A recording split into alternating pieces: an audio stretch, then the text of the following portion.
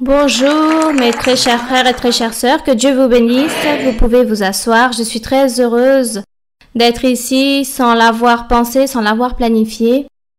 Mais je suis là aujourd'hui très heureuse car ça c'est le travail que Dieu m'a établi et je le fais avec toute la joie, avec toute l'allégresse et avec toute mon affection pour vous aussi.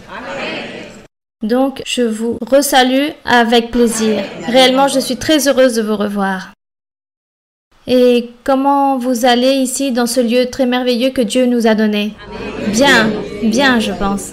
Bon, je suis très contente, mes frères et sœurs. Je suis très heureuse et je suppose que l'Église a grandi et qu'il y a beaucoup de personnes nouvelles ici dans l'Église qui viennent profiter de la présence et de la parole de Dieu. Les promesses de Dieu que nous vivons depuis. Nous vivons des promesses de Dieu. Cela nous fortifie et nous console. Nous allons commencer très rapidement notre étude biblique, car c'est ce que je fais tout le temps, en train de permettre que vous aussi vous puissiez poser vos questions. Et avant cela, nous saluons tous ceux qui sont en train de nous enregistrer pour que les autres frères et sœurs qui nous regardent des autres églises puissent avoir l'opportunité de nous voir aujourd'hui. Nous les saluons, tous nos frères et sœurs et toutes les personnes qui vont nous voir dans différents lieux du monde. Donc, avec beaucoup de tendresse d'ici, de New Jersey. De New Jersey. L'église du New Jersey, avec beaucoup de tendresse, nous les saluons. Aux frères et sœurs et toutes les personnes. Bien, donc ainsi, très rapidement, nous allons parler aujourd'hui, parlons de notre Seigneur Jésus-Christ. C'est très merveilleux de méditer en le Seigneur Jésus-Christ. Parfois, nous parlons du Saint-Esprit, parfois, nous parlons du comportement de nous, les êtres humains, comment doit être notre comportement envers Dieu. Mais aujourd'hui, nous allons parler du Seigneur Jésus. Nous allons ressortir tout par rapport du Seigneur, nous allons méditer sur lui dans Hébreux chapitre 1. Hébreux, c'est un livre qui parle de Jésus-Christ. Il parle du Seigneur Jésus. Il parle de la foi en lui. On voit ici le Seigneur Jésus-Christ, car il y a beaucoup de personnes incrédules. Il y a beaucoup de dénominations qui ne donnent pas le lieu du Seigneur, celui qu'il mérite autant que fils de Dieu. En tant que Dieu, ils disent que ce fut un homme comme quiconque, et cela c'est très triste que les personnes puissent penser ainsi. Ils sont en train de perdre le temps, et ces personnes sont en train de perdre beaucoup de grandes bénédictions que Dieu peut leur donner s'ils croient en lui, en tant que le Fils de Dieu, en tant que cet être suprême. C'est un mystère très grand que l'homme parfois veut définir, comprendre comment ça que Dieu est Père et Fils et Saint-Esprit, et les personnes veulent avoir des explications pour tout. Mais Dieu nous a enseigné depuis le début que nous devons croire et accepter les ordres qu'il nous donne, sans le questionner, sans lui demander tant de choses. Un jour, on comprendra les mystères cachés que Dieu va nous révéler ici, tant que nous soyons des êtres humains. Un jour, nous comprendrons, mais pendant ce temps, nous croyons. Nous croyons en le Seigneur Jésus-Christ, en ce qu'il nous dit et ce qu'il nous enseigne. Donc, dans Hébreux chapitre 1, il dit « Après avoir autrefois Dieu à plusieurs reprises et de plusieurs manières parlé à nos pères par les prophètes, Dieu a parlé depuis Adam. Dieu a parlé à tous ces personnages qui ont existé dans l'Antiquité, comme Mathusalem, Enoch, Noé. Nous avons tant de personnes avant le déluge. Et à ces personnes, il leur disait que c'était le Fils de Dieu. Peut-être, regardons un peu dans Genèse. Dans Genèse, où il parle des fils de Dieu. Regardons ici le chapitre 4, Non, dans le chapitre 5. Chapitre 5 de Genèse. Pour que nous puissions parler des pères, que parle Hébreu, que Dieu, ayant parlé depuis très longtemps aux pères, il a parlé à travers les prophètes. Et ici, nous trouvons les premiers pères. Nous sommes dans Genèse 5, n'est-ce pas? Et il dit que le premier père fut Adam. Après Adam, nous avons ici dans le verset 4 à 7. Vous avez trouvé 7? C'est très beau que vous ayez un stylo, un crayon ou un feutre, comme vous voulez le nommer, que vous puissiez surligner ces personnages que nous allons nommer, car eux, ce sont les fils de Dieu. Quand les personnes disent « Mais qui étaient les fils de Dieu qui se présentaient devant le Seigneur ?» qui disaient « Les fils de Dieu se présentaient et le diable, Satan, s'est présenté aussi pour accuser les fils de Dieu. » Et il demande qui étaient les fils de Dieu. Ici, nous allons les énumérer. Tout d'abord, c'était Adam. Ensuite, Seth. Nous n'allons pas nommer Abel car il est mort. Mais Seth fut le remplacement de Abel. Lui, il fut un père, il fut un prophète, un patriarche et prophète aussi. Ensuite, dans le verset 6, nous avons qui? Nous avons Enoch. Enoch fut patriarche. Il fut aussi ce qu'on appelait les pères. Et ensuite, dans le verset 9, nous avons Kénan. Kénan aussi fut un autre patriarche. C'était des prophètes, des gouverneurs, des sacrificateurs. Et ils étaient appelés fils de Dieu. Ensuite, dans le verset 12, nous avons Mahalalel, qui fut aussi un patriarche. Dans le verset 15, nous avons Jéred, un patriarche. Dans le verset 18, nous avons Enoch, un autre patriarche, un autre fils de Dieu. Dans le verset 21, nous avons qui? Méthusélah, pour que vous puissiez aussi surligner. Ensuite, nous continuons avec Enoch dans le verset 24, qui dit que Enoch marcha avec Dieu. Il a marché avec Dieu, il n'a pas vu la mort. Dieu l'a établi, car il a plu tellement à Dieu qu'il n'est pas mort, mais Dieu l'a emporté comme ça, comme il a fait avec Élias, comme il l'a fait avec le Seigneur Jésus-Christ. Ensuite, de Méthusélah, nous avons, dans le verset 25, Lémec. Et ensuite, dans le verset 29, nous avons qui? Noé. Et nous avons déjà entendu cette histoire merveilleuse de Noé, quand Dieu lui a ordonné de construire l'arche. Et maintenant, nous allons donc de nouveau à Hébreu, chapitre 1 d'Hébreu. Maintenant, à peu près, vous comprenez quand Dieu, ayant parlé beaucoup de fois et de plusieurs manières dans les autres temps, de qui? Au Père, il leur a parlé à travers les prophètes. Donc, si on continue à nommer d'autres patriarches, nous devons nommer Adam, Isaac, Jacob, Moïse, Gédéon, Samson, successivement David, Saul, Samuel, tout cela. Tous furent des hommes de Dieu, guidés par le Saint-Esprit de Dieu ou par les prophètes de Dieu. Et voilà ce que dit le verset 1, que Dieu leur a parlé à travers les prophètes. Et continuons avec le verset 2 d'Hébreu qui dit « Dans ces derniers temps », il parlait déjà des derniers jours, car quand Dieu a parlé aux prophètes de l'Antiquité, il disait que dans ces derniers temps viendra le Sauveur. Dans le dernier temps viendra le roi qui apportera de bonnes nouvelles de salut. Ça, c'était les prophéties des prophètes de l'Antiquité. Et ici, dans Jésus-Christ, nous sommes en train de vivre ces derniers jours.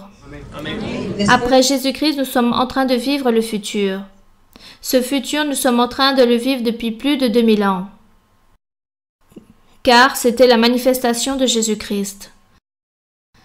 Et c'est très merveilleux, l'homme qui a cru en Jésus-Christ et qui fut sincère avec Jésus-Christ, quelque chose il a su profiter de croire en Jésus-Christ. Et nous, aujourd'hui, nous sommes en train de profiter et de jouir en le Seigneur Jésus-Christ, en tant que le Fils de Dieu, comme Dieu. Donc, ici, il dit que dans ces derniers temps, Dieu nous a parlé par qui? Par le Fils, le Seigneur Jésus-Christ, à qui il a établi et en tant qu'héritier de toutes choses. Il dit que le Père ou Dieu a établi héritier de toutes choses Jésus-Christ, par lequel il a aussi créé le monde. Il dit que l'univers fut créé par Jésus-Christ. Si lui, il n'aurait pas été là, l'univers ne serait pas créé. Le verset 3 dit « Et qui, c'est-à-dire le Seigneur Jésus-Christ, étant le reflet de sa gloire et l'empreinte de sa personne », regardez ce qu'il dit, Jésus-Christ était ou est le reflet de la gloire du Père, où nous voyons que Jésus-Christ est Dieu. Jésus-Christ est l'image même de l'empreinte de Dieu, de la soutenance de toutes choses de Dieu, pour que nous puissions voir que Jésus-Christ est Dieu. Car ici, il parle très clairement que Jésus-Christ étant le reflet de la gloire et l'empreinte même de sa soutenance, qui soutient toute chose par la parole de sa puissance, tout cela est Jésus-Christ. Ayant fait la purification des péchés, à travers de lui, il s'est assis à la droite des majestés divines dans les lieux très hauts. Jésus-Christ, Fils de Dieu, Jésus-Christ, le même Dieu, la même soutenance. Comme si nous, humainement, on pourrait dire la même personne. Nous sommes une soutenance. Nous sommes notre esprit, notre âme, notre conscience. Tout cela forme notre personnalité et cela ne meurt jamais. Notre chair meurt, la partie physique meurt, mais nous continuons à vivre. Nous continuons à être la même chose avec les mêmes sentiments, avec les mêmes pensées, avec la même conception des choses, avec les mêmes concepts que nous avons, de la vie, des êtres, de que ça soit. Tout cela, c'est la soutenance. Nous, lorsque nous mourons, le corps reste là, inerte, mais la soutenance continue à vivre. La personnalité. Voilà ce qu'il parle ici. Voilà ce qu'il parle ici quand il dit que Jésus-Christ fut cette soutenance de Dieu. C'est pour cela que lui, c'est Dieu. Amen. Lui, c'est Dieu. Et il dit dans le verset 4 que Jésus-Christ est devenu d'autant supérieur aux anges. Pourquoi il est en train de comparer aux anges? Il dit que lui, il fut supérieur, qu'il a hérité d'un nom plus excellent que celui des anges. Les anges, ce sont des êtres importants, puissants aussi. Regardez que eux, ils peuvent traverser un mur, par exemple. Eux, ils puissent être en une seconde, ils peuvent être là au Japon, en Chine. Nous, les êtres humains, on ne peut pas faire cela. Pour être au Japon, il faut voyager 30 heures peut-être, ou plus, en avion, pour être là-bas en Chine. Alors que les anges, ils ont cette vitesse, ils ont tout. Et on peut dire que les anges sont supérieurs à nous les êtres, aux êtres humains. Cependant, ici, ce que nous avons lire, nous voyons comment Dieu a fait l'homme qu'il puisse être supérieur aux anges dans beaucoup d'aspects. Mais Dieu est entré ou est devenu homme pour nous enseigner, pour nous considérer, pour sentir ce que peut sentir un homme, un être humain, de la tristesse, de la joie, de l'abondance, de tout. Et c'est pour cela que lui, il dit qu'il nous considère. Car lui, il a vécu cette expérience, il a expérimenté cela. Et ça, de devenir un homme, un être humain, cela fait qu'il puisse être supérieur aux anges et nous aussi, les croyants, l'Église du Seigneur aussi, nous entrons à être supérieurs. Même si nous n'avons pas la puissance des anges, du moins le Seigneur nous a fait la promesse que nous allons être l'épouse du Seigneur, l'épouse de lui. Donc, cela fait que nous puissions être supérieurs aux anges. Et en parlant ici du Seigneur Jésus-Christ, dans le verset 5, il parle ici des prophéties, les prophéties que Dieu a utilisées lors des prophètes dans l'Antiquité pour parler de Jésus-Christ. Et ici, nous avons une prophétie dans le verset 5. Si vous voulez le lire, vous pouvez le faire, mes frères et sœurs. Car auquel des anges Dieu a-t-il jamais dit, tu es mon fils, je t'ai engendré aujourd'hui. Et encore, je serai pour lui un père et il sera pour moi un fils. Donc il dit, auquel des anges Dieu a-t-il dit? À personne. Et dans le verset 6, il y a une autre prophétie, où il dit, et lorsqu'il introduit de nouveau dans le monde le premier-né dans le monde, il dit, que tous les anges de Dieu l'adorent. Qu'ils adorent qui? Jésus-Christ. Verset 7. De plus, il dit des anges, celui qui fait de ses anges des vents et de ses serviteurs une flamme de feu. Cela dit le psaume aussi. Il dit que de ses anges, il l'appellera les vents et serviteurs. Mais du Fils, il dit, quand Dieu prend la chair et devient un fils de Dieu, il se convertit en un homme et il dit que du Fils, qu'est-ce qu'il dira dans le verset 8? Ton trône, ô Dieu, ici, il est le Père en train de lui dire, en train de se référer au Fils. Lorsqu'il s'est référé aux anges, il a dit, ce sont mes serviteurs. Ce sont des anges de vent, ce sont mes serviteurs. Mais lorsqu'il s'est référé à Jésus-Christ, il dit, ton trône, ô Dieu, le Père est en train de dire à Dieu, au Fils, il lui dit, ton trône, ô Dieu, est éternel, en faisant comprendre que c'est le même Dieu. Et il dit, le sceptre de ton règne est un sceptre d'équité. Tu as aimé la justice, tu as haï l'iniquité. C'est pourquoi, ô Dieu, ton Dieu t'a oint d'une huile de joie au-dessus de tes égaux. Et dans le verset 10, il dit, et encore toi, Seigneur, tu as au commencement fondé la terre. Ici, il est en train de lui rappeler que celui qui a créé la terre, c'était qui? Le Fils. Le Fils a fondé la terre. Toi, ô Seigneur, au commencement, tu as fondé la terre et les cieux sont l'ouvrage de tes mains. Lisez le verset 11. Ils périront, mais tu subsistes. Ils vieilliront tous comme un vêtement. Comme un vêtement, tu les rouleras comme un manteau et ils seront changés. Mais toi, tu restes le même. Toi, Seigneur Jésus-Christ, toi, Fils de Dieu, tu es le même et tes années ne finiront point. Et lisez le verset 13, quand il se réfère aux anges. Et auquel des anges a-t-il jamais dit, assieds-toi à ma droite jusqu'à ce que je fasse de tes ennemis ton marchepied. Donc ici, l'apôtre est en train de faire ressortir la divinité.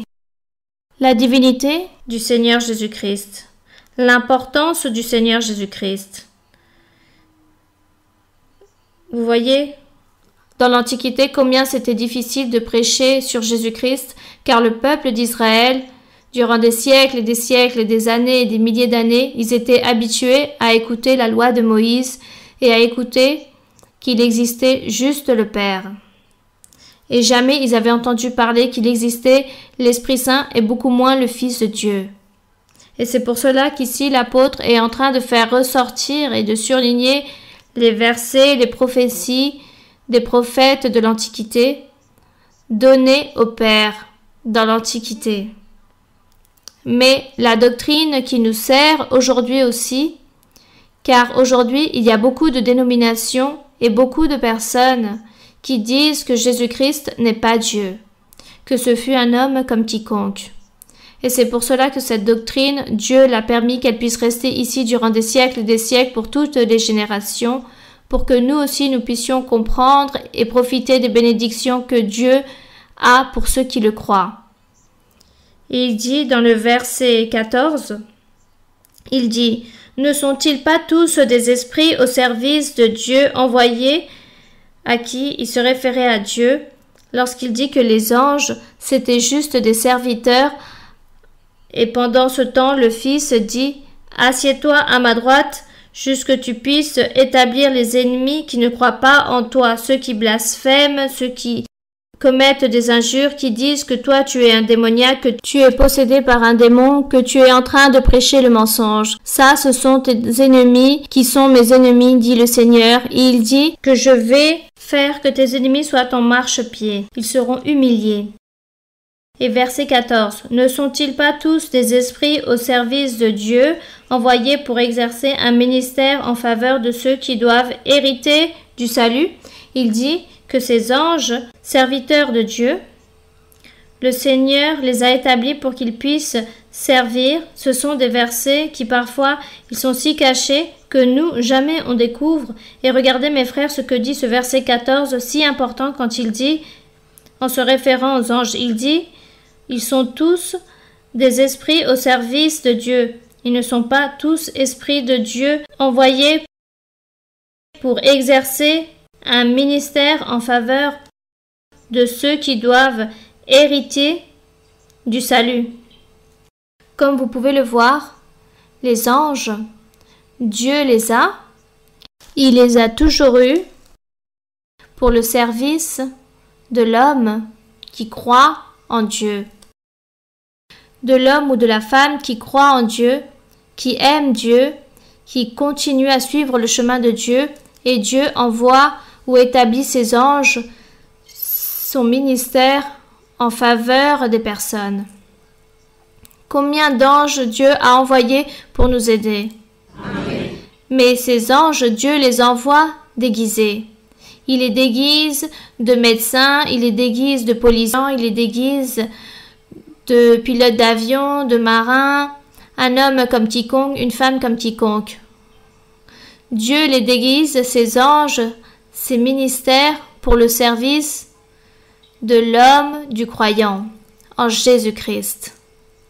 Donc nous ne sommes pas seuls. Toujours, nous serons protégés par la main du Seigneur. Et nous ne nous rendons même pas compte. Mais comme nous, on ne va pas dire à Dieu, je sors un peu du thème du sujet que nous sommes en train de parler de Jésus-Christ, mais il faut éclairer beaucoup de choses par rapport aux anges. Nous, on ne va pas dire à Dieu, ah Seigneur, envoie-moi ton ange, envoie-moi cet ange que tu as établi pour qu'il puisse être avec moi. Quel serait mon ange? Sûrement, à côté de moi, il y a un ange que tu as établi pour qu'il puisse m'aider. Envoie-le et dis-lui qu'il fasse cela avec moi. Ou demander à l'ange, dire, ah ange, s'il te plaît, fais ceci ou cela. Nous, on ne va pas faire cela. Car nous prions à Dieu directement.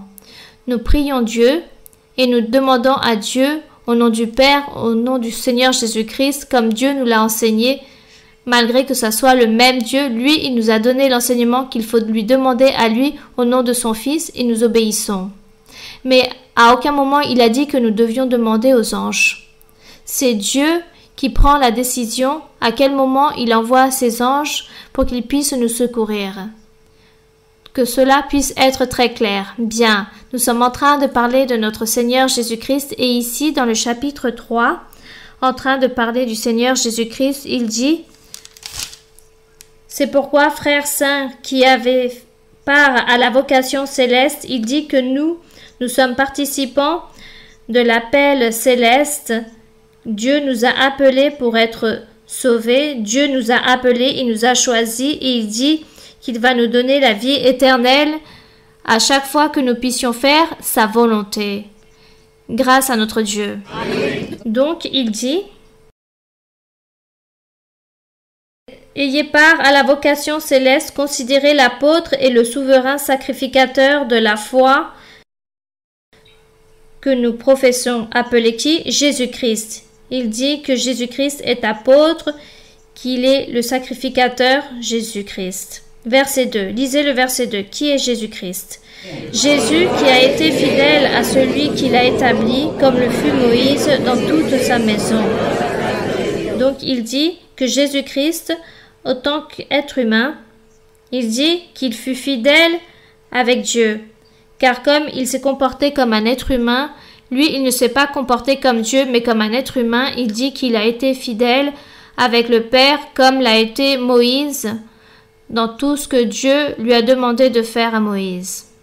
Donc il dit, car il a été jugé digne d'une gloire d'autant supérieure à celle de Moïse que celui qui a construit une maison a plus d'honneur que la maison même. Il dit que Jésus-Christ est digne d'une gloire d'autant supérieure que celle de Moïse, que chaque maison est construite par quelqu'un, mais celui qui a construit toute chose, c'est Dieu, et que Moïse a été fidèle dans toute la maison de Dieu comme serviteur pour rendre témoignage de ce qui devait être annoncé.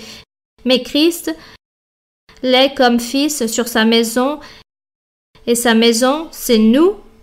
Gloire à Dieu, il dit que nous sommes quoi? La maison de Dieu. Que notre cœur, c'est le temple ou la maison de Dieu.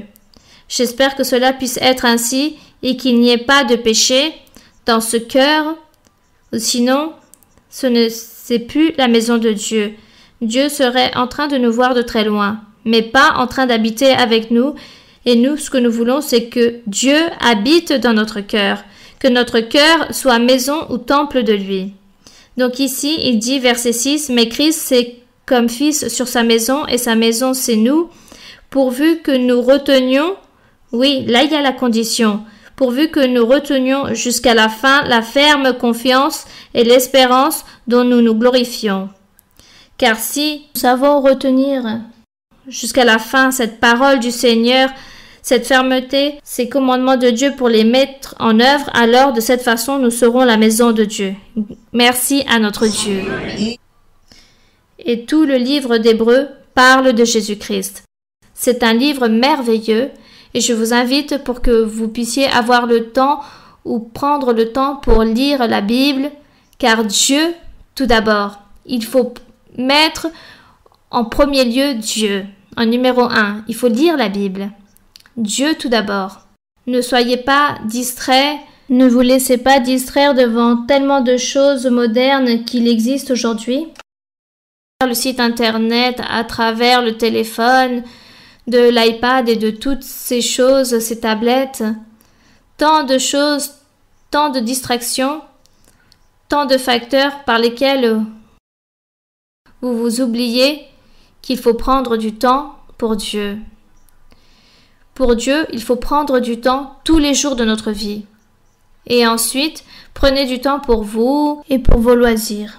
Si vous ne faites pas cela, Dieu va être très triste.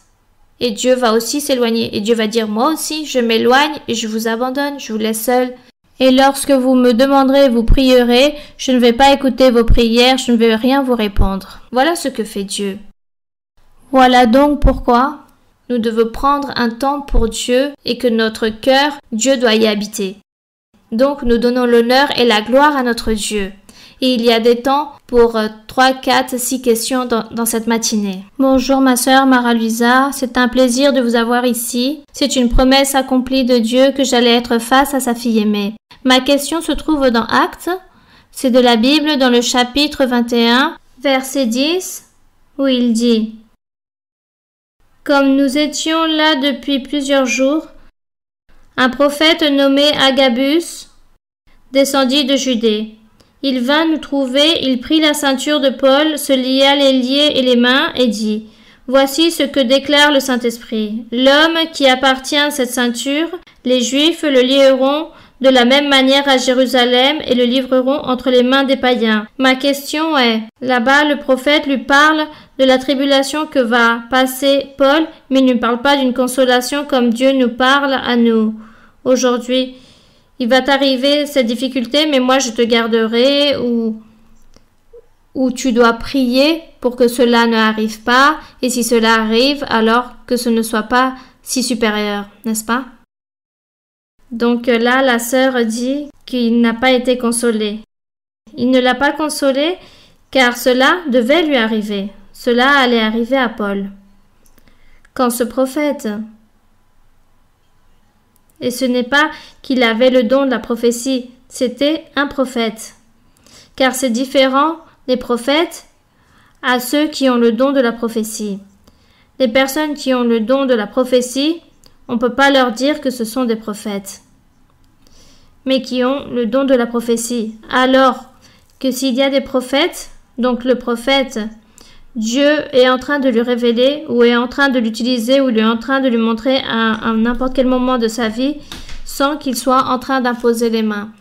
Il n'a pas besoin qu'on lui impose les mains pour que Dieu lui révèle, Dieu lui montre ou Dieu l'utilise. Il n'a pas besoin de cela. Pour donner une prophétie, il n'a pas besoin d'une imposition de main. Juste, il ouvre la bouche et Dieu lui donne la parole et il parle. Ça, c'est le prophète. Et en la femme, on dit qu'elle prophétise. Et les autres frères et sœurs qui imposent les mains pour la prophétie, c'est le don de la prophétie. Cet homme, Agabus, était un prophète. Et il a dit à Paul, il a pris la ceinture de Paul et il lui a dit, là-bas dans Jérusalem, il va avoir ceci et cela avec le maître de cette ceinture. Bien, la sœur dit, pourquoi il n'y a pas eu de consolation? C'est parce que cela devait arriver. Sûrement Paul a dû prier Dieu et lui demander, Seigneur, regarde ce qu'il m'attend à Jérusalem. Peut-être le Seigneur lui a dit à Paul, ne t'inquiète pas. Cela va t'arriver, mais moi, je vais t'en sortir, je vais te sortir de ce problème, je vais t'aider. Juste que l'histoire ne raconte pas en détail toutes les choses. Si on raconterait toutes les choses en détail, peut-être les livres seront de millions et des millions de livres qui existeraient, qu'on n'aurait même pas le temps de lire tout ça entre nos mains. Voilà ce qu'il arrive. Je pense que Paul n'est pas resté là juste avec la nouvelle que lui a donnée Agabus. On va te faire ceci ou cela à Jérusalem. On va te prisonner, on va te faire ceci, cela. Il a dû prier et demander à Dieu qu'il puisse l'aider et Dieu lui a dit oui, je vais t'aider, ne t'inquiète pas. Affronte les choses et je t'aiderai. Et cela est arrivé car il a voyagé à Jérusalem. Et oui, réellement, on l'a pris.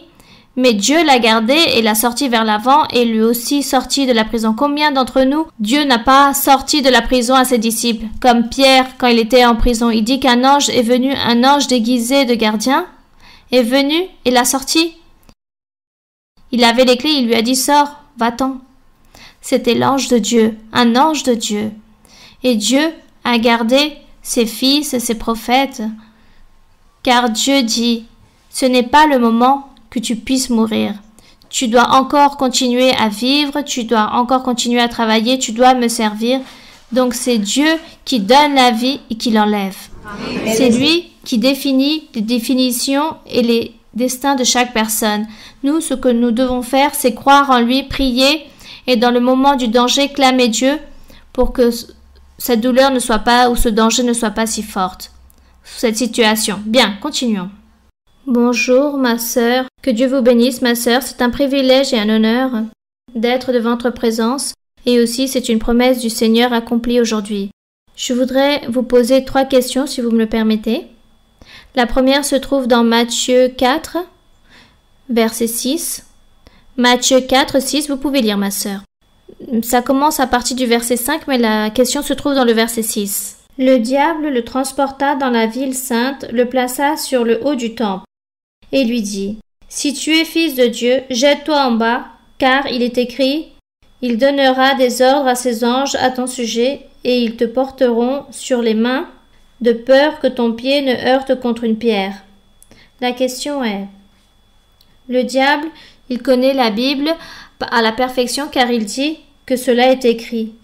Donc il sait exactement ce qu'il y a dans la Bible. Si le diable, s'il connaît ce que nous sommes en train de penser, le diable sait ce que nous pensons. C'est pour cela qu'il faut nous garder, car le diable a beaucoup de discernement. Donc le diable connaît toutes nos intentions, toutes les intentions de l'homme, du cœur, il les découvre. Donc le diable est toujours en train de voir la personne, en train de savoir qu'est-ce qu'aime cette personne. Peut-être le diable va dire « Ah, cet homme aime beaucoup regarder les femmes, il aime draguer, c'est un séducteur. » Ça, je le vois dans ses yeux, dit le diable.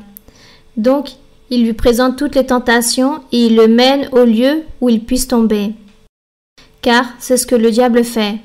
À d'autres, il va lui dire « Celui-là, on dirait qu'il aime voler, dérober les choses qui ne sont pas à lui. » Donc il lui présente toutes les opportunités. Voilà ce que fait le diable. C'est pour cela que nous, notre vue, notre envie, notre pensée, c'est penser toutes les choses bonnes. Aimer Dieu, chercher Dieu et faire des choses bonnes. Voilà ce que le diable va découvrir à travers mon regard. Voilà ce que le diable va découvrir dans mon attention. Le diable va découvrir cela. Il va dire, avec cette personne, je peux rien lui faire. À cette personne, je peux lui présenter toutes les tentations, mais ne va pas tomber dans les pièges, car j'arriverai pas. Mais je vais lui poser d'autres tentations. Le diable est toujours en train de chercher en nous des points faibles pour nous faire des choses mauvaises, pour nous blesser. Et ça, c'est notre lutte continuelle, notre lutte de tous les jours. Car quand il ne peut pas nous faire tomber dans des pièges à travers des péchés, il essaie de nous faire du mal d'une autre manière en nous rendant malades, pauvreté, le manque de travail, ou que les portes se ferment, l'incompréhension, ou qu'on est inquiet, on a des conflits avec d'autres personnes, et le diable fait tout cela. Que la critique, que la murmuration, que la calomnie, que l'injure.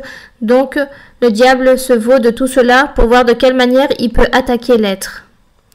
Et c'est là quand nous sommes en train de prier, et chacun, par rapport à sa maturité spirituelle, on s'affronte à l'ennemi et la personne continue vers l'avant. Et elle lutte et elle continue vers l'avant car il faut vaincre l'ennemi avec tout ce qu'on a. Mais gardez-vous ceux qui sont faibles, car les faibles du cœur, de pensée ou de regard. Donc, mes pauvres, je vous considère. Donc, le diable a beaucoup de pouvoir. Et le diable sait les choses. Le diable sait quand Dieu fait des promesses à vous. Lorsque Dieu vous fait des promesses, le diable est là en train d'écouter. Il sait que Dieu vous a promis une bénédiction, que Dieu vous a dit qu'il allait vous donner de la joie, qu'il allait vous donner cette paix. Le diable est là en train d'écouter. C'est le premier qui sait. Donc, dans la Bible, nous lisons que les fils de Dieu se présentent à la présence de Dieu et le diable est là aussi devant la présence de Dieu pour nous accuser, pour accuser les fils de Dieu. Et il les accuse. Nous avons l'exemple de Job quand le diable accusait Job.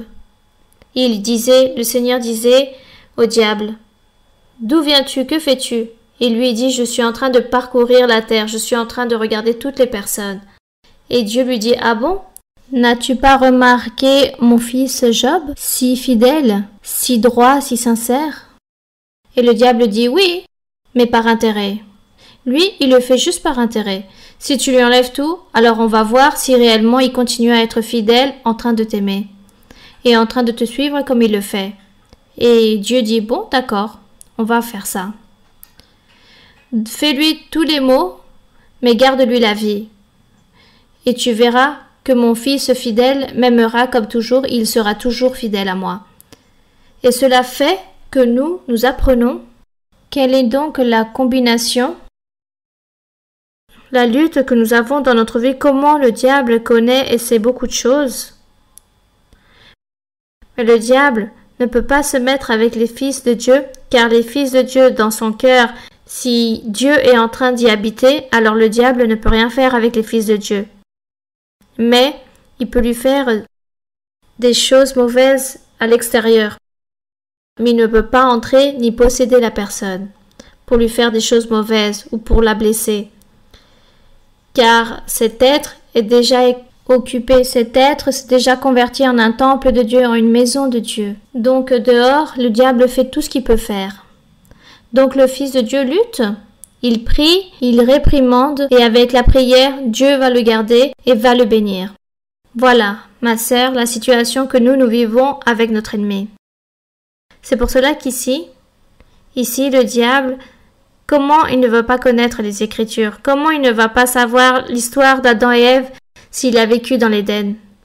Donc c'est pour cela que le diable disait ici, il disait au Seigneur, oui, si tu te jettes, rien va t'arriver, car l'Écriture dit que les anges vont te garder. Puis d'un autre côté, le Seigneur lui répondit, oui, ça c'est vrai, mais il y a aussi une autre partie de l'Écriture qui dit que toi, tu dois me respecter, que toi, tu dois m'honorer et me valoriser, a dit le Seigneur.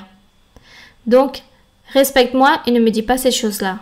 Voilà ce qui est arrivé. Bien, continuons. Une autre question? Oui, l'autre question, je voudrais savoir, c'est quand on arrive dans l'église et qu'il y a une transformation en nous et on commence à vouloir se dévouer, à se sacrifier pour le Seigneur. Et nous, on est confiant que parce que comme on va à l'église, l'ennemi ne va pas nous attaquer. L'ennemi nous attaque jusqu'au jour où on meurt.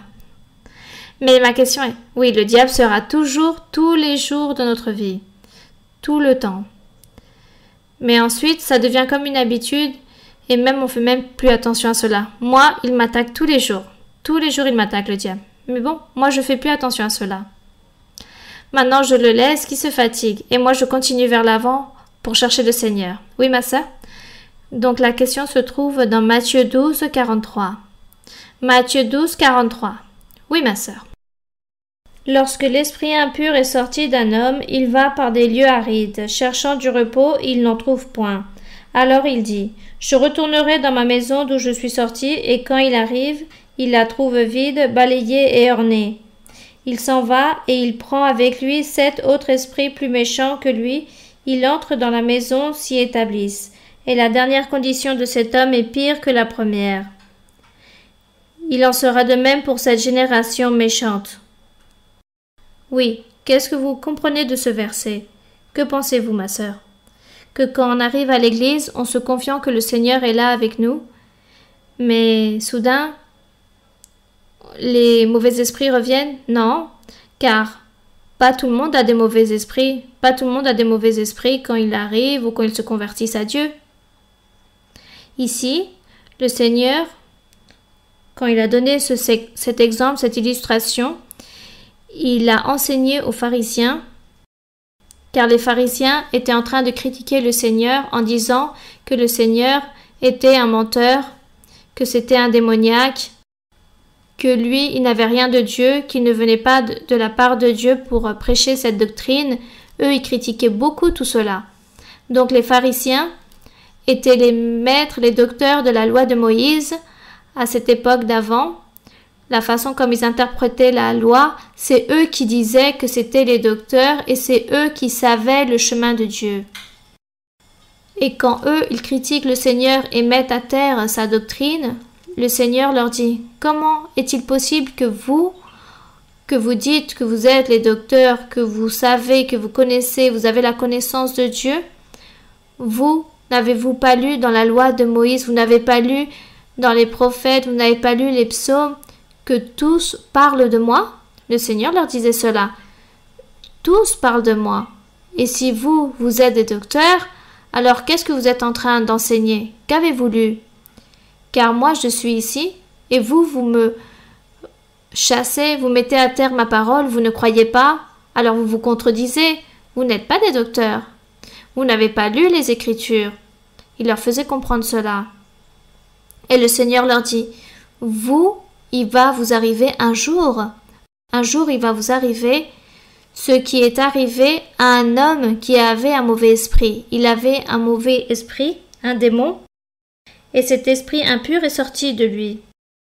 Et cet homme, il ne s'est pas repenti, il n'a pas cherché Dieu, mais qu'il a continué à vivre sa vie mauvaise, remplie de péchés. Donc, un jour, ce mauvais esprit est revenu, et il voit qu'il est apte pour pouvoir entrer en lui et le posséder. Donc il dit qu'il va chercher autre 7 mauvais esprits et tous demeurent dans cette personne. Et cette personne dit qu'il va devenir fou comme un schizophrène, une personne qui est complètement malade mentale. Il dit que son état, son comportement est pire que la première fois, car là ce sont 7 démons qui sont venus à sa vie. Et le Seigneur Jésus lui dit, de cette façon il va vous arriver à vous, les écrivains, vous les pharisiens, il va vous arriver ce qui est arrivé à ce démoniaque. Car vous, anciennement, vous étiez aveugles, vous n'avez pas la connaissance de la vérité. Vous êtes en train d'enseigner la loi de Moïse sans la comprendre. Et maintenant que je viens vous l'expliquer, vous ne me croyez toujours pas. Alors, qu'est-ce qui arrive? Vous, il va vous arriver pire que cela. Si Dieu a été en colère avec le peuple d'Israël, alors raison de plus, il va être énervé, car vous ne m'avez pas cru, vous ne m'avez pas accepté, et vous n'avez pas permis au peuple qu'il puisse croire en moi. Donc le jour du jugement final, vous allez être devant la présence de Dieu, et Dieu va vous envoyer à la condamnation. Votre état, à partir de ce moment-là, va être pire que de ce que vous aviez vécu jusqu'à présent. Vous aviez vécu jusqu'à présent dans l'ignorance, sans Dieu, sans la présence de Dieu. Et maintenant, à partir de maintenant, vous allez vivre pire, car vous m'avez chassé, vous m'avez méprisé, vous n'avez pas cru en moi. Ça, c'était la doctrine, l'enseignement que le Seigneur Jésus a fait aux pharisiens et aux écrivains, que leur état spirituel allait être pire de ce qu'ils menaient jusqu'à présent pour n'avoir pas cru en le Seigneur Jésus-Christ. Et l'illustration qu'il leur a donnée, c'était le démoniaque, celui-là qui était rempli d'un mauvais esprit. Mais bon, si la sœur ou si vous voulez savoir aujourd'hui, nous qui avons connu la parole du Seigneur, que Dieu nous a déjà parlé et que certains auront les dons spirituels, que nous sommes en train de profiter des choses spirituelles de Dieu, car aussi nous prenons en compte cet enseignement pour que peut-être dans notre vie, il puisse nous arriver quelque chose de similaire, mais de quelle façon? D'une manière très différente. Car il dit, pas tout le monde a des mauvais esprits ou des démons quand il se convertit à Dieu. Ce n'est pas tout le monde. Mais il y aura certaines personnes qui viendront à l'église, des malades par exemple. Il y a des malades qui viennent de maladies physiques ou malades à cause des envoûtements, des sorcelleries, des mauvais esprits, peut-être qui les possèdent. Ce type de personnes viennent, le Seigneur fait un miracle dans leur vie, où la personne peut venir tout à fait normalement, sans mauvais esprit, mais avec l'ignorance de la connaissance de Dieu, de la parole de Dieu. Ils se convertissent, Dieu leur fait des promesses, il leur fait des miracles, Dieu se manifeste dans leur vie, les bénit, il leur fait un appel d'amour.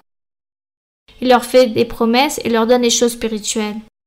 Les personnes, pendant un certain temps, assistent à l'église, profitent de la présence de Dieu en profitant de tout ce que Dieu leur donne, les dons, et soudain, le diable met un piège dans leur vie et fait que la personne tombe, revienne en arrière et ne revient plus à l'église. Et elle dit non, je ne reviens plus dans l'église à cause de ce problème, de cette difficulté, car il m'est arrivé ceci, cela, j'ai perdu la foi, je ne crois plus en rien ni en personne.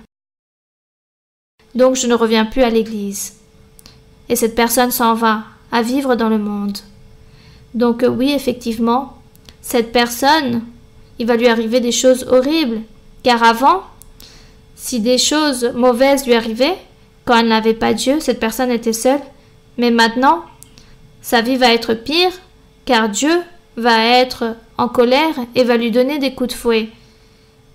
Car cette personne a méprisé sa parole, donc Dieu va la châtier et Dieu lui va faire mener une vie difficile à cette personne. Sa vie, son malheur va être pire qu'avant. Cela peut arriver et cela arrive.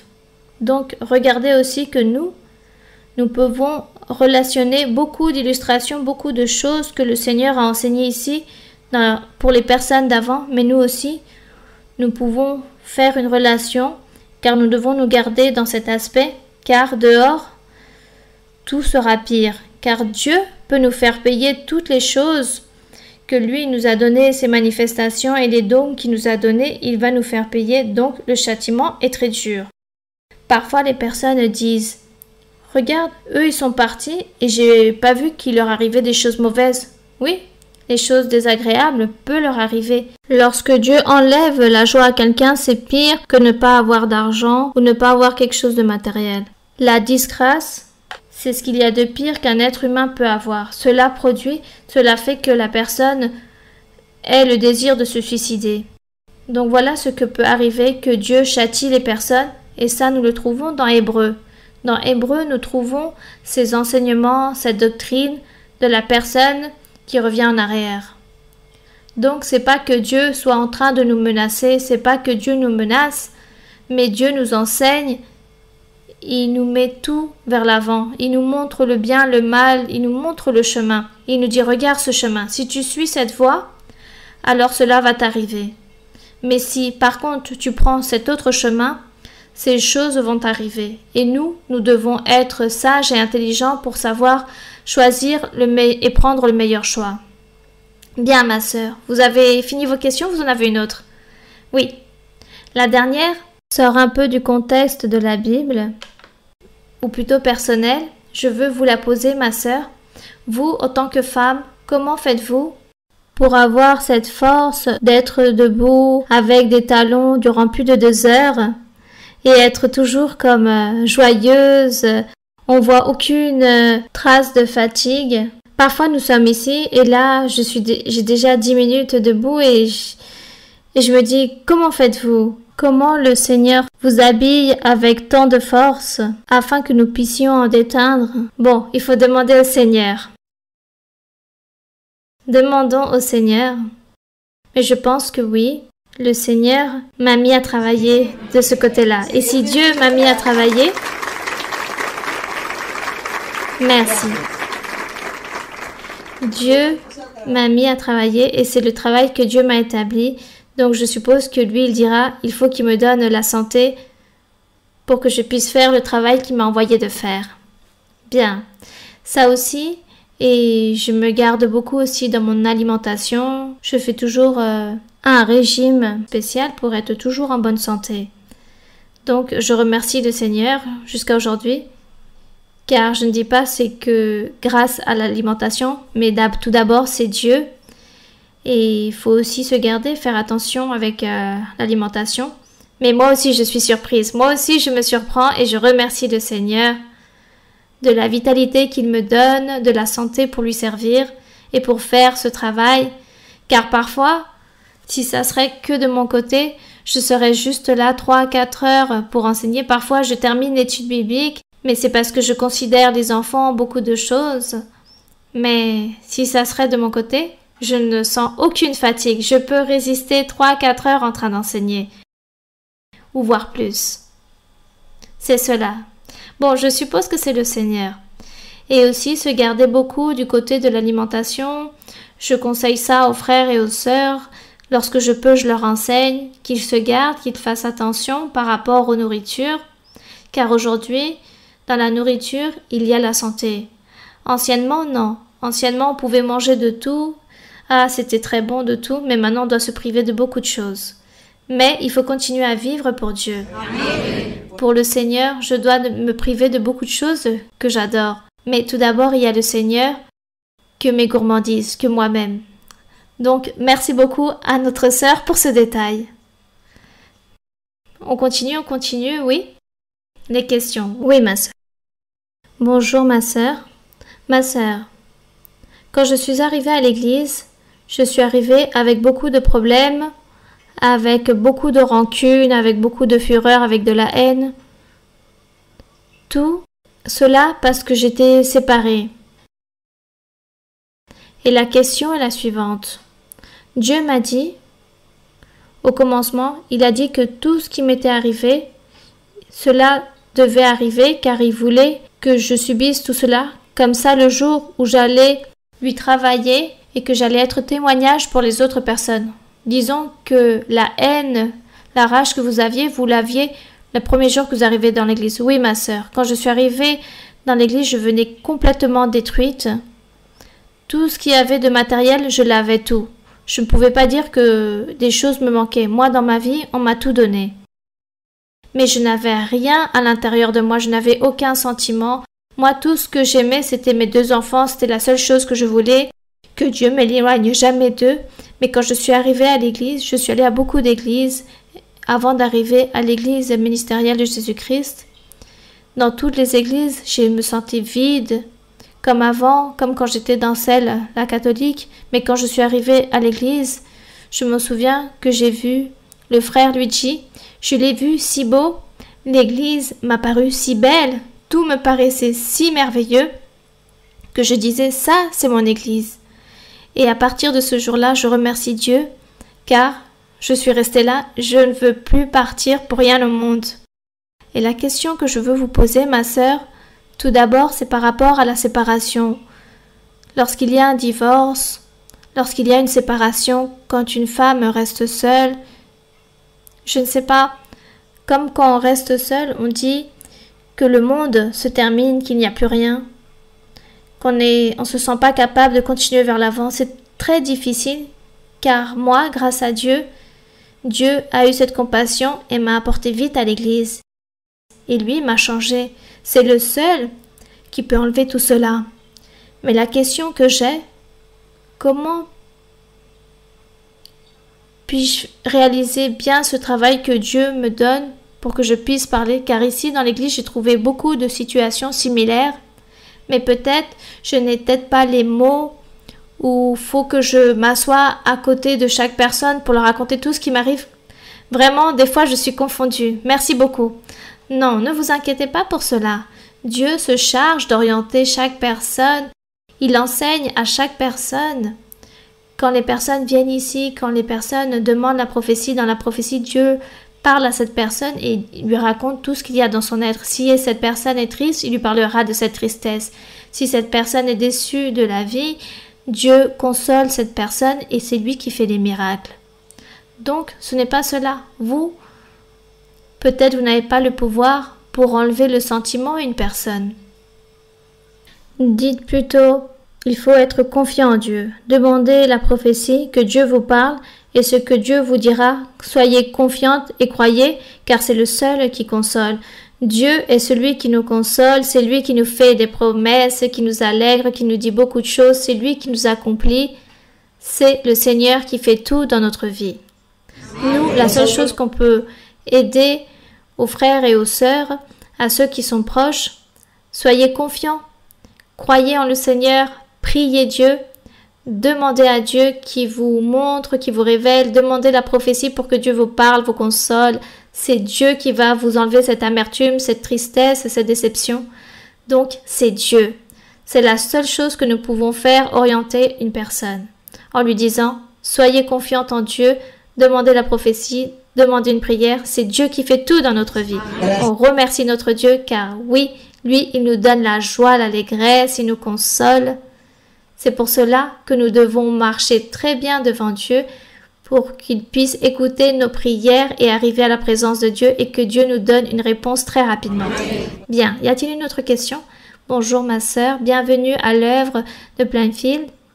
Je suis très reconnaissante avec le Seigneur car c'est une promesse accomplie d'être si proche de son ministère, de sa fille aimée. La question est sur les dons, spécifiquement sur le don d'évangéliser et le don d'être maître.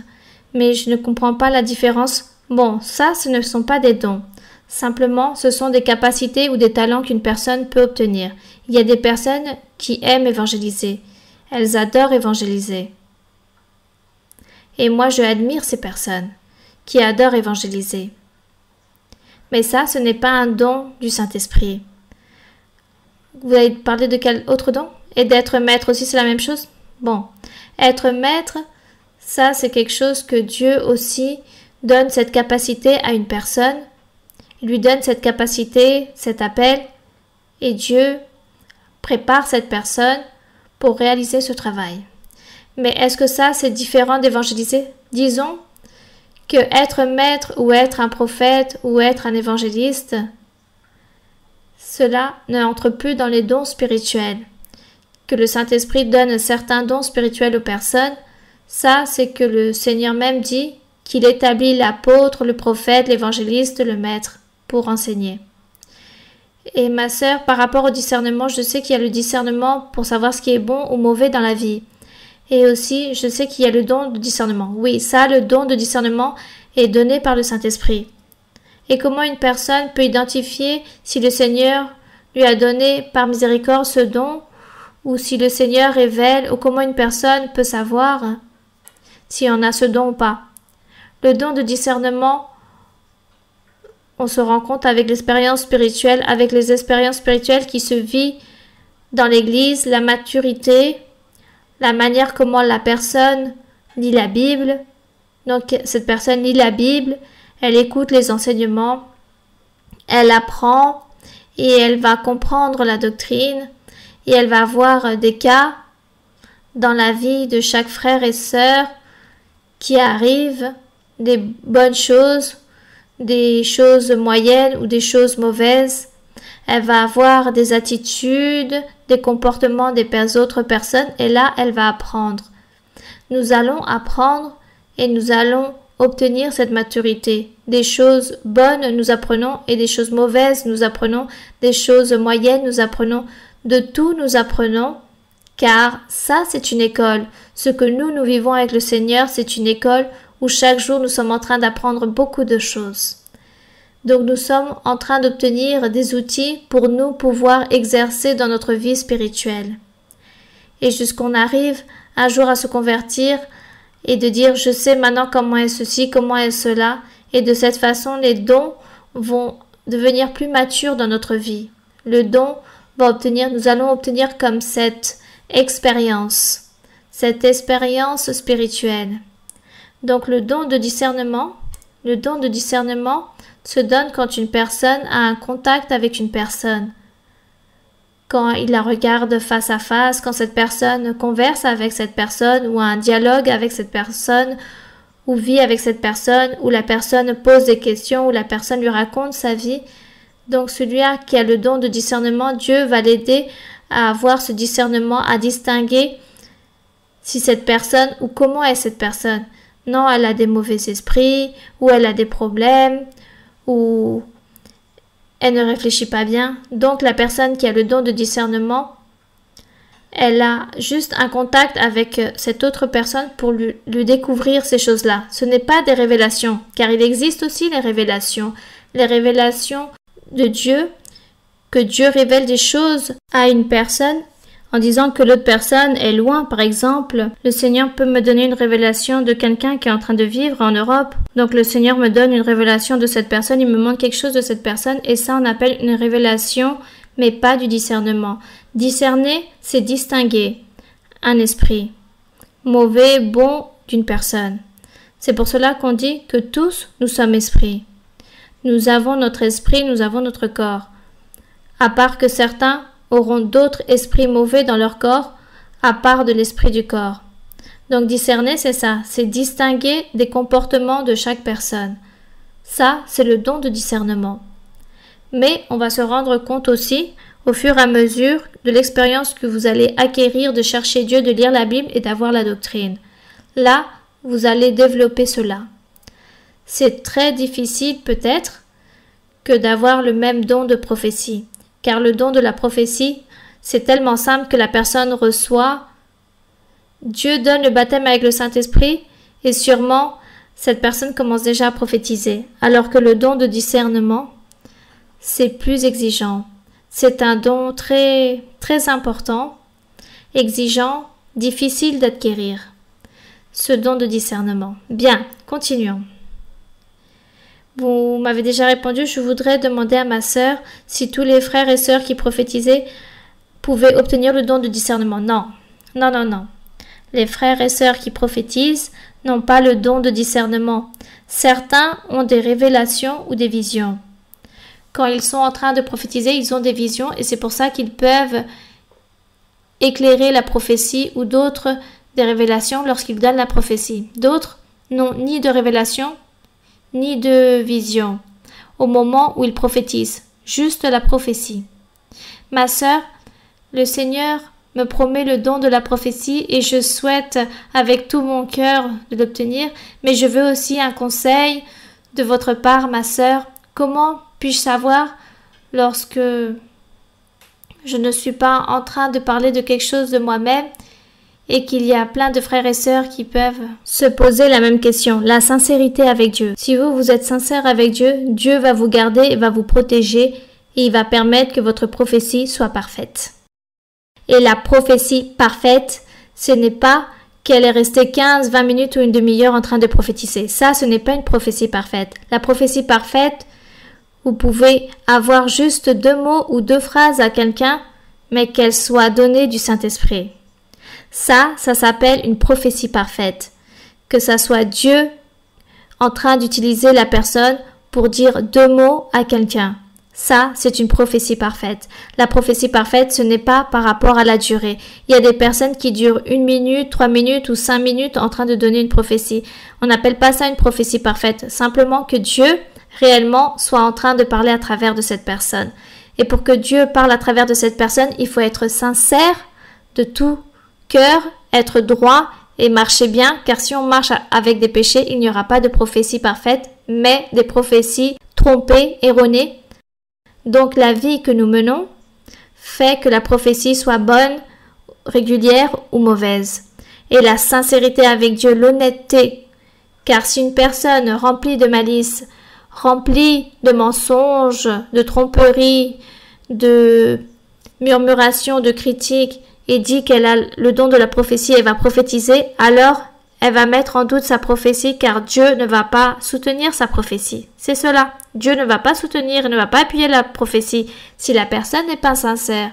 Quand la personne, il y a beaucoup de murmurations, de commérages, de critiques, d'inconformités, alors sa prophétie est incorrecte. C'est même dangereux qu'il y ait un mauvais esprit, un esprit trompeur qui entre dans cette personne la possédée. Donc c'est pour cela que nous devons nous garder, marcher bien devant Dieu, être très droit et sincère pour que Dieu nous utilise avec la prophétie. Donc vous ne devez pas être inquiète car vous connaissez et vous savez comment vous marchez devant Dieu. C'est cela. Bien. Oui mon frère? Bienvenue ma sœur à Plainfield au New Jersey. J'ai une question et une pétition. Ma question se trouve dans Isaïe chapitre 11 verset 10, 11, 12 et oui mon frère. Ma question est celle-là. Il élèvera une bannière pour les nations et rassemblera les exilés d'Israël, et il recueillera les dispersés de Juda des 4 extrémités de la terre.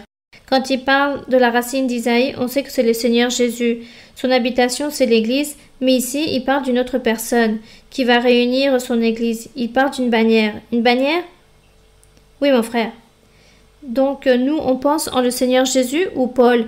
Mais pour enlever ce doute, nous allons lire Matthieu 31. Je vais lire 2 versets. Bon, avant que vous lisiez, là vous allez lire bannière, c'est un drapeau. C'est un drapeau. Oui. Oui, oui. Donc je vais lire 26-31. Oui, mon frère. Alors Jésus leur dit, je serai pour vous tous cette nuit une occasion de chute, car il est écrit, je frapperai le berger et les brebis du troupeau seront dispersées. Et ensuite dans Matthieu 11, il dit, en vérité, je te le dis, tu es Pierre, et je édifierai, et tu édifieras mon église. Il dit que de cette pierre, j'édifierai mon église. Il parle au futur, édifierai. Lisons maintenant en hébreu, car ça peut être Paul. Lisons dans Actes 20, 29, 30. Il dit, je sais qu'il s'introduira parmi vous après mon départ des loups cruels qui n'épargneront pas le troupeau. Et qu'il s'élèvera du milieu de vous des hommes qui enseigneront des choses pernicieuses pour entraîner les disciples après eux. Donc, en revenant à ma question, il dit qui élèvera des bannières des nations, il dit pas du peuple juif, et il réunira des 4 des extrémités de la terre, rassemblera les exilés d'Israël, et recueillera les dispersés de Juda. Ma sœur, Moi, il me paraît que cette prophétie, il parle de vous. Car l'Église, lors de la mort de Paul a fondé l'Église, mais ils ont tous été dispersés, les chrétiens, les juifs. Et jusqu'au jour d'aujourd'hui, il y a 45 ans, il s'est manifesté de nouveau l'Esprit Saint à travers de vous en rassemblant l'Église. Ça, c'est ma question. Est-ce vous? Cette prophétie, c'est vous? Il y a 2068 ans, elle se révèle à vous ou pas, ma sœur? Non, mon frère. Ici, dans Isaïe 11, ce que dit notre frère, le Seigneur est en train de parler, notre Dieu est en train de parler du futur qui était notre Seigneur Jésus-Christ. Il dit dans le verset 12, « Il élèvera une bannière pour les nations, c'est un drapeau. » Rappelez-vous que les drapeaux ont un symbole, que le drapeau d'un tel pays, ou de chaque pays, ils élèvent leur drapeau et cela a un grand significatif. Donc il dit qu'il élèvera une bannière ou un drapeau pour les nations qui est Jésus-Christ. Il rassemblera les exilés d'Israël et il recueillera les dispersés de Juda des 4 extrémités de la terre. C'était le travail que le Seigneur Jésus-Christ est venu faire pour recueillir son troupeau. Rappelons-nous que nous avons étudié tant le peuple d'Israël sur sa désobéissance que Dieu a destitué les Israélites de la présence de Dieu et c'est pour cela qu'il a voulu former son Église avec Jésus-Christ, mais il y a aussi un troupeau d'Israël, un reste du peuple qui se sauvera et ce reste du peuple vient depuis le début. Cela a commencé avec les 12 apôtres qui étaient juifs ou israélites. Avec eux, le troupeau a commencé d'Israël. Et ensuite, quand il parle du reste des nations, il parle des non-juifs, le peuple de non-juifs. Il dit qu'il serait, dans le verset 12, en train d'élever une bannière pour les nations et qu'il rassemblera les exilés d'Israël et recueillera les dispersés de Juda ou de Jérusalem des 4 extrémités de la terre et qu'il serait là en train de les rassembler tous en tant qu'Église. Le Seigneur a fait cela quand il est venu prêcher, il est venu nommer ses apôtres, se sont convertis comme les Juifs, ce troupeau, car les principaux ont chassé Jésus-Christ et le peuple Israël a été chassé par Dieu et donc Dieu a enlevé cette bénédiction qu'il avait pour le donner à son Église, qui sont des personnes formées de diverses nations.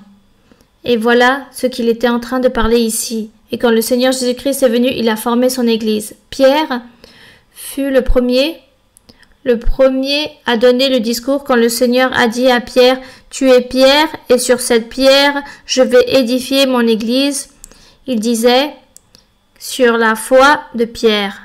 Pierre, qu'est-ce qu'il a dit? Pierre, il a dit, « Tu es Jésus-Christ, le Fils du Dieu vivant. » Le Seigneur Jésus-Christ a dit, « Tu es une roche. » Car tu es en train de parler et tu es en train de dire que je suis Jésus-Christ, le Fils du Dieu vivant. Donc, à cela, on appelle la foi. Tu as cru en moi, a dit le Seigneur Jésus-Christ à Pierre. Et comme tu as cru en moi, alors je vais te donner les clés pour que tu puisses ouvrir le royaume des cieux. Et quand a commencé l'église du Seigneur, où le royaume du ciel s'était ouvert? Le jour de Pentecôte. Quand le Saint-Esprit est venu, tous ont parlé en langue, ils ont tous prophétisé et Pierre a commencé à donner le premier discours. Et il a commencé à parler et à dire que ce jour, à peu près 13 000 personnes se sont converties. Et là, c'est accompli ce que le Seigneur Jésus-Christ a dit, Pierre, tu es cette pierre et sur cette pierre, je vais édifier mon Église. Sur Pierre, sur sa première prédication, sur la foi de Pierre, sur ce que Pierre a dit, Jésus-Christ, tu es le Fils du Dieu vivant. Et le Seigneur a dit, toi, tu vas ouvrir, je te donnerai les clés pour que tu puisses ouvrir. Et cela est arrivé. C'est lui qui a donné le premier discours, le premier serment en parlant de l'Évangile. Et depuis ce jour a commencé l'Église du Seigneur Jésus-Christ. Le fait que l'apôtre Paul a dit que après sa partie, l'Église allait disparaître, car allait venir le diable avec des loups féroces pour détruire l'Église, cela fut certain, cela est arrivé. L'Église s'est terminée, l'Église, l'unité s'est terminée et tous ont continué avec le titre de chrétiens. Ils ont tous dit nous sommes chrétiens et nous croyons en Jésus-Christ, mais ils ont pris cela comme une affaire. Ils ont pris cela par et d'autres dénominations à partir de cela de dire qu'ils étaient chrétiens et ainsi successivement depuis le siècle 16-17 où Dieu met dans le cœur d'un homme qui puisse lire la Bible. Mais ça, ce fut Dieu qui a voulu que tout cela se passe, que tout cela arrive. Cet homme fut Martin Luther King et un autre homme nommé Calvin qui ont commencé, se sont révélés et ils ont dit on s'éloigne ici des religions et on va commencer à suivre le courant de lire la Bible seulement, juste la Bible. Et ainsi successivement, Dieu, à tous les lecteurs de la Bible à cette époque d'avant, lorsqu'ils ont commencé à lire la Bible, entre toutes ces personnes, il y a eu des personnes très sincères qui ont cherché Dieu avec toute leur sincérité et Dieu a eu la miséricorde et leur donna le Saint-Esprit. Et cela est arrivé comme dans le siècle 19, où Dieu a commencé à donner le Saint-Esprit à certaines personnes. Et eux, ils ont suivi jusqu'au jour où ils sont morts et ceux qui restaient n'ont pas continué ce courant, mais s'y déviaient et une fois de plus c'était la confusion. Il n'y a pas eu de cœur sincère ou suffisamment sincère pour que Dieu puisse les soutenir et comme ça ils auraient continué. Mais de cette façon, cela est arrivé, la parole du Seigneur a été ainsi, avec tant de bouleversements, elle a été prêchée. Jusqu'au jour où, bon, il y a d'autres courants religieux où le Saint-Esprit commence à se manifester dans les croyants. Et là, les dirigeants, les personnes qui sont dans les pupitres interdisent aux personnes qu'il n'ait pas de rêve, que ça vient du diable, qu'il n'ait pas de vision, car cela est du diable, qui ne parle pas en langue, car cela est du diable. Tout était du diable. Ils interdisaient aux personnes et c'est pour cela que Dieu a vu que les dirigeants ne croyaient pas en l'œuvre du Saint-Esprit. Et c'est pour cela que Dieu a choisi les personnes qui cherchaient le Saint-Esprit, qui cherchaient la manifestation du Saint-Esprit. Et c'est à eux que Dieu a choisi pour leur donner cette grande bénédiction. Et là, maintenant, nous sommes là, témoins, que nous sommes en train de chercher des choses spirituelles sans aucun intérêt, sans aucune ambition, comme le diable est en train d'argumenter dernièrement, car il peut argumenter tout ce qu'il veut, mais cela n'est pas ainsi, car Dieu est le seul qui connaît la vérité. Donc, nous sommes en train de chercher Dieu depuis plus de 45 ans, sans ses ambitions, mais en cherchant l'œuvre du Saint-Esprit, la manifestation de Dieu, avec ses dons spirituels. Et jusqu'à présent, nous n'avons même pas encore réussi à obtenir ce que nous voulons. Mais nous continuons à insister, nous continuons à chercher et nous continuons vers l'avant, jusqu'au jour où le Seigneur réellement nous donne cette plénitude que nous voulons, qu'il se manifeste. Bien, continuons vers l'avant. Oui, mon frère? Et le frère ici aussi? Votre pétition, quoi, mon frère? Oui, je voudrais savoir si au final, on pourrait prier au Seigneur tous ensemble pour que le Seigneur soit miséricordieux et puisse se manifester et qu'il nous restaure où il nous donne les moyens pour réparer nos dents qui est très cher dans ce pays et dans tous les pays. Merci ma sœur. Ou que le Seigneur vous donne l'argent aux frères et sœurs pour aller voir le dentiste. Oui, c'est très gentil. Bon, le Seigneur a déjà entendu la pétition et je sais qu'il va l'accomplir. Oui, oui mon frère. Ma sœur, bonjour, que Dieu vous bénisse. Ma question est par rapport à la révérence dans les temples du Seigneur. Depuis que je suis arrivée à l'église, j'ai toujours senti comme un zèle au milieu des louanges, de voir peut-être que certaines personnes se distraient lors de la louange de Dieu. Je vois que les louanges de Dieu, ma sœur, c'est comme les moments où Dieu fait plus de libération, de guérison. Il bénit d'une manière incroyable, il nous enlève des voiles, il nous guérit, il nous donne des dons, ma sœur. Je ne sais pas, ma sœur, si cela soit correct, peut-être, qu'une personne, par exemple, se mette debout et commence à parler avec quelqu'un ou lui a raconté peut-être un problème à quelqu'un au milieu d'une louange. Par exemple, si je suis en train de me tromper ou de juger sans aucune base, Corrigez-moi, ma sœur, mais je sens, ma sœur, que peut-être, dans les moments et les jours où je me suis plus disposée au Seigneur lors des cultes de louange, dans les moments où je suis plus sensibilisée pour Dieu, au milieu d'une louange, sans parler à personne, mais juste en train de servir au Seigneur et dévouée dans cet instant, ces jours-là, j'ai senti encore plus la présence de Dieu que lorsque quelqu'un vient m'aborder et me parler de quelque chose lors du culte de louange. Corrigez-moi, ma sœur, si cela soit correct, que je puisse dire à la personne, mon frère, ma sœur, pas tout de suite, ou que peut-être je suis en train d'évader une question et que je dise à la personne, au final du culte, nous parlerons si vous le souhaitez. Et ça, c'est une question et peut-être cette question va engendrer une autre question par rapport à l'administration des dons au milieu de la louange et au milieu de l'Église, ma sœur. Bien, oui, vous avez raison. Lorsque nous venons au culte de louange, comme c'est très peu de temps, nous avons toute la journée et partie de la nuit pour dédier les choses du monde, le travail, les études, peu importe. Et pour Dieu, c'est très peu de temps, 1h30 ici, qui est pour Dieu. Donc, lorsque nous venons, profitons au maximum, profitons le temps au maximum. Et venons, lisons la Bible, chantons au Seigneur, et louons Dieu, prions Dieu, et louons Dieu. Profitons et ne nous laissons pas distraire. Il ne faut pas se distraire. Et si vous devez parler quelque chose, faites-le après ou en finalisant le culte. À part si à ce moment-là, vous voulez qu'on vous appose les mains ou qu'on vous donne une prophétie, alors vous dites, je veux qu'on me donne la prophétie, que vous priez pour moi, j'ai une difficulté ce soir. Bon, ça oui. Mais vaut mieux profiter au maximum le temps pour le Seigneur, car pour Dieu, tout cela lui plaît. Dieu nous connaît et Dieu voit notre intention et à quoi nous venons, et ça, c'est ce que nous allons recevoir du Seigneur. Bien. Et ma sœur, une question que j'ai toujours eue dans mon cœur, que j'ai beaucoup médité par rapport à cela.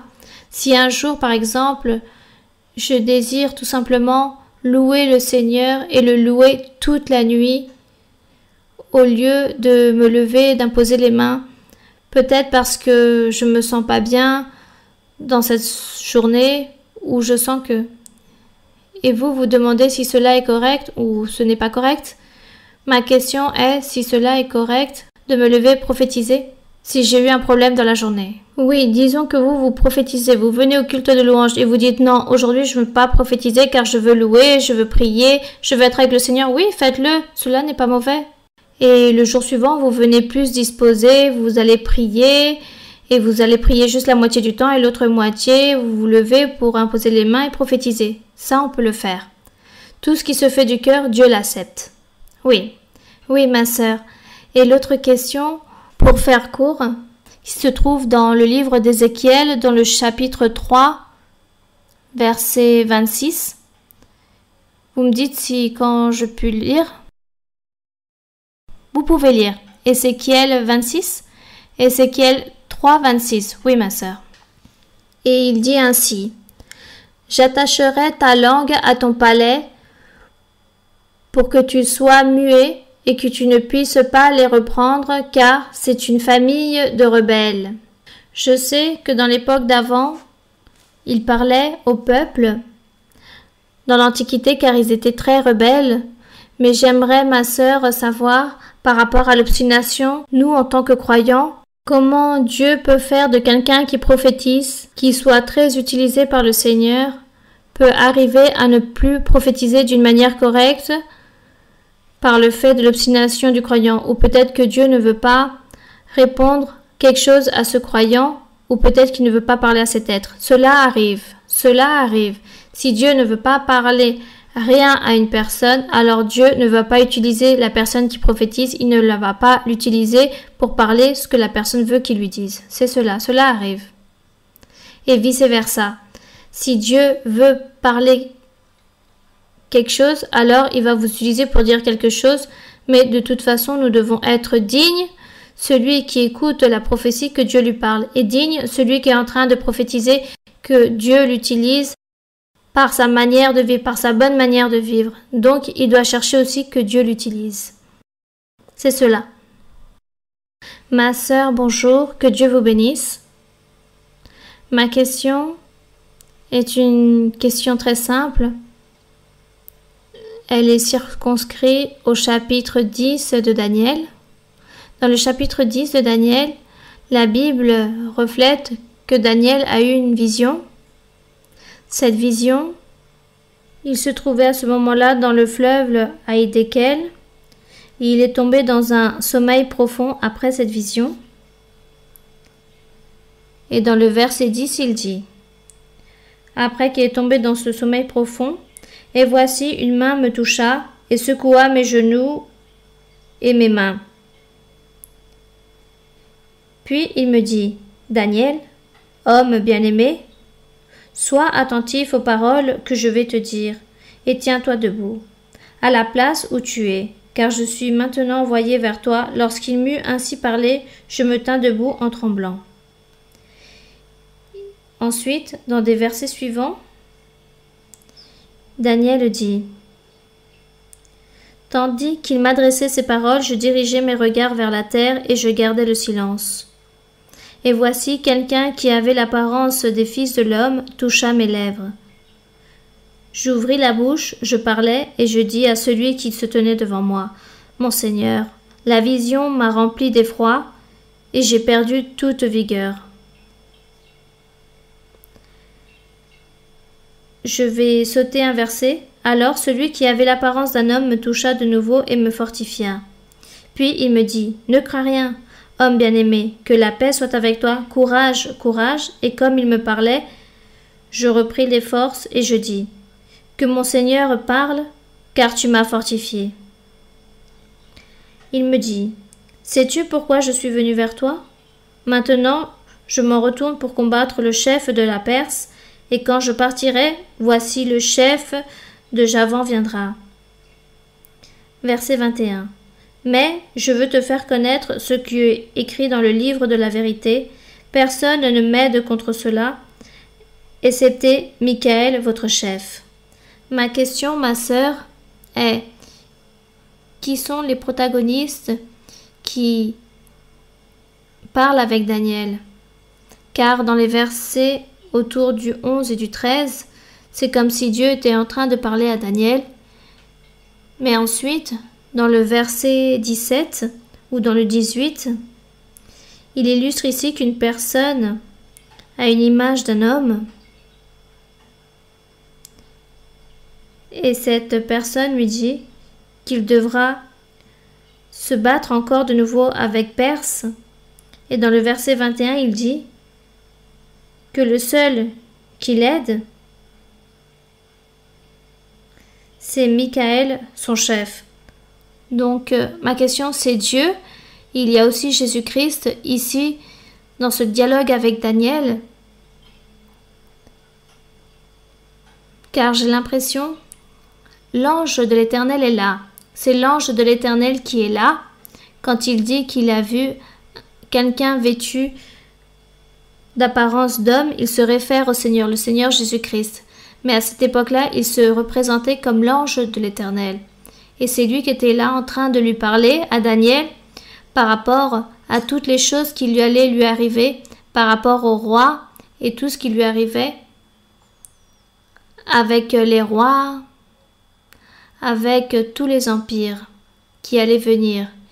Ils allaient être là en train d'esclaviser le peuple d'Israël, et après cette venue, entre toutes ces guerres et tous ces rois, viendrait le Seigneur Jésus-Christ au final.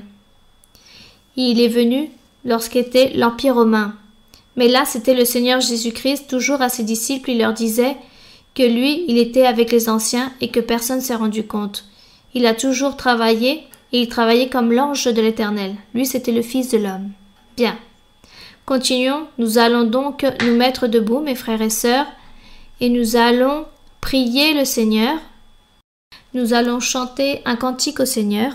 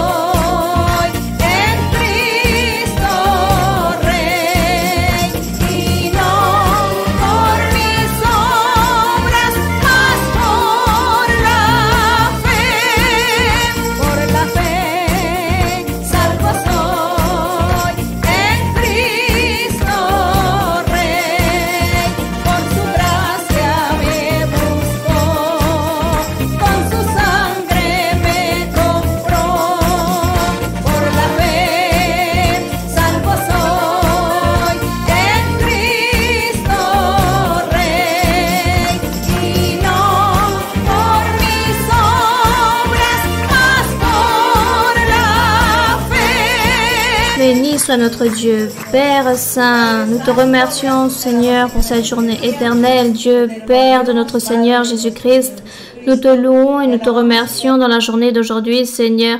Merci, Seigneur, car nous avons été aujourd'hui devant ta présence. Je te demande, mon Père, que tu tendes ta main toute puissante, que tu sois en train de bénir tous les frères et toutes les sœurs, toutes les personnes qui sont venues aujourd'hui pour la première fois. Que toi, Seigneur, tu sois en train de les bénir, que tu les gardes, que tu sois en train de les protéger, que tu sois en train de faire des miracles et des prodiges dans leur vie, en train de guérir toute maladie physique et en train de libérer à chacun d'entre eux, en train d'enlever la tristesse, l'amertume, la douleur et en train de couper toutes les choses mauvaises, que tu sois en train de les bénir, en train d'ouvrir des portes de bénédiction, des portes de triomphe, de liberté pour chacun, en train de les prospérer dans leur vie, Seigneur, en train de donner aussi, Seigneur, le Saint-Esprit à ceux qui désirent, à ceux qui veulent recevoir le Saint-Esprit, les dons spirituels, que tu sois en train, Seigneur, de bénir, que tu sois en train d'enlever les doutes, que tu sois en train d'enlever les incrédulités, les craintes, les inconformités. Enlève, Seigneur, les rébellions, les caprices. Enlève tout entêtement dans chacun. Que tu sois, Seigneur, en train d'orienter, de donner de l'allégresse, de la joie, de la paix dans chaque cœur. Que ta main toute puissante soit en train de faire des miracles et des prodiges, en train de libérer et de bénir. Merci, Seigneur. Nous te remercions aujourd'hui. Merci pour ton amour et ta miséricorde, pour ta vérité, pour ta parole sainte. Merci aussi pour les bénédictions que toi, Seigneur, tu es en train de donner à nous tous. Aussi, Seigneur, je te demande que tu puisses bénir tous ceux qui nous voient à travers la vidéo, que eux aussi reçoivent ta bénédiction, tant dans les choses spirituelles que dans les choses matérielles. Que eux aussi reçoivent les dons spirituels, le pouvoir du Très-Haut. Que toi, mon Seigneur, que tu sois en train de faire des miracles et des prodiges dans leur vie et en train de les purifier. Donne la bénédiction, Seigneur, car toi, tu es celui qui donne les bénédictions complètes à chacun. Regarde les cœurs disposés pour recevoir ta bénédiction. Merci, Père Céleste. Merci, Seigneur. Je te remercie dans la journée d'aujourd'hui.